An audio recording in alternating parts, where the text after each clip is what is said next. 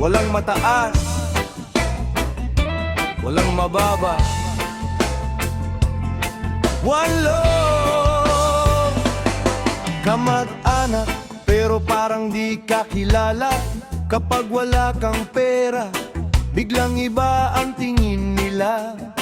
Kapag simple ang damit, parang ayaw kang lapitan. Pero kapag may pera ka, ikaw ang gustong kaibigan. Sa bawat reunion may tanong na masakit. Anong trabaho mo? Magkano ang kinikita mo? Akala mo naman buhay ay paligsahan. Kung sino ang may pera, siya ang may karapatan.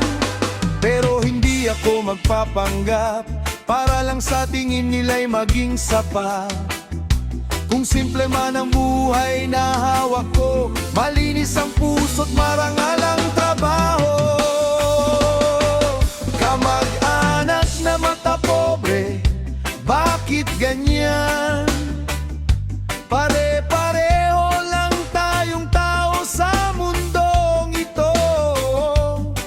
May pera ka man o wala sa bulsa, hindi pera ang sukatan ng pagkatao.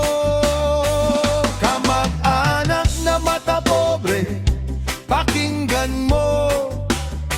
Ang yaman ngayon, pwedeng mawala bukas. Mas mabuting may pusong marunong magmahal kaysa maraming pera pero walang malasakit.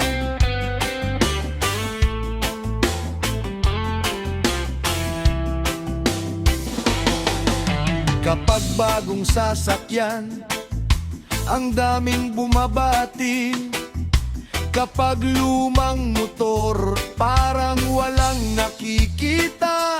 Kapag maganda ang bahay, gustong-gusto nilang bisitahin. Kapag maliit ang tahanan, ayaw man lang tumingin. Bakit kailangang ikumpara ang buhay? Bakit kailangang may mataas at mababa? Hindi pare-pareho ang takbo ng panahon. Bawat tao may sariling laban sa mundo. Hindi ko kailangan ng papuri ninyo, hindi ko kailangan ng yaman ng iba. Ang mahalaga, pinaghihirapan ko ang akin at wala akong tinatapakang tao para lang umangat. Kamag-anak na mata pobre, bakit ganyan? Pare-pareho lang tayong tao sa mundong ito. May pera ka man o wala sa bulsa, hindi pera ang sukatan ng pagkatao. Kamag-anak na mata pobre, pakinggan mo. Ang yaman ngayon, pwedeng mawala bukas.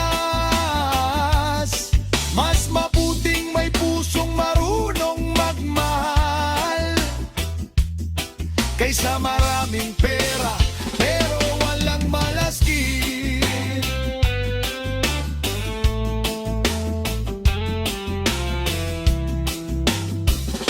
Hindi ko ikinahihiya ang simpleng buhay. Bawat maliit na tagumpay, pinag-irapan ng tunay. Hindi man malaki ang bahay na tinutuluyan, pero may respeto, may saya, may pagmamahalan.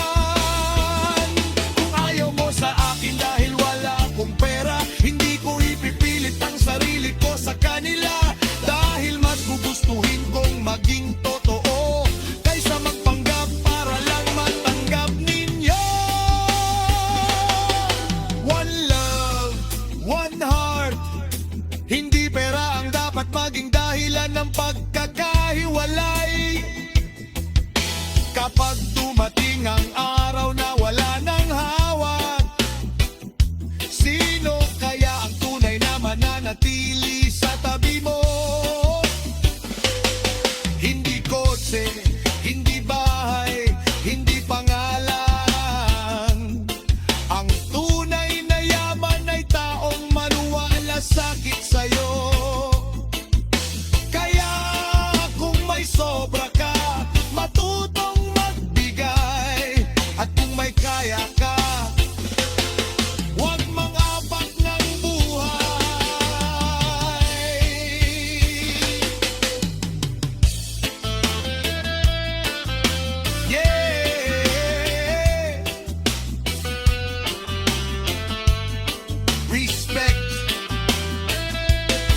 One love, tandaan, tandaan lang. Buhay ay umiikot.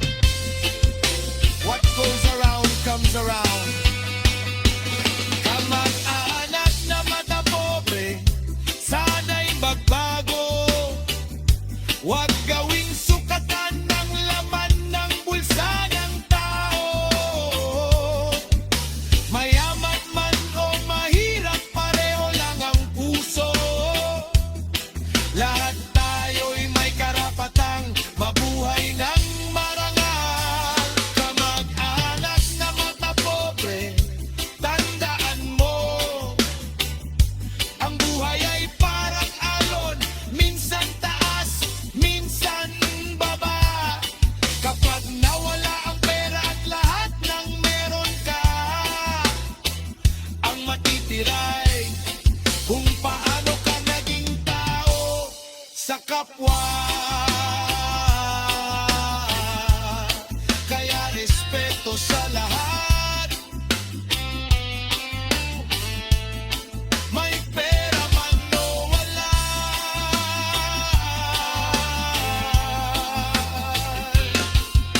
Hindi damit, hindi bahay, hindi posisyon ang sukatan.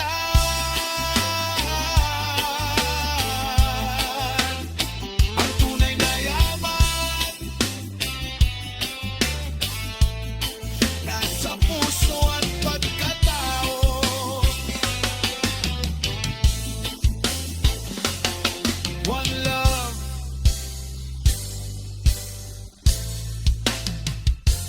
one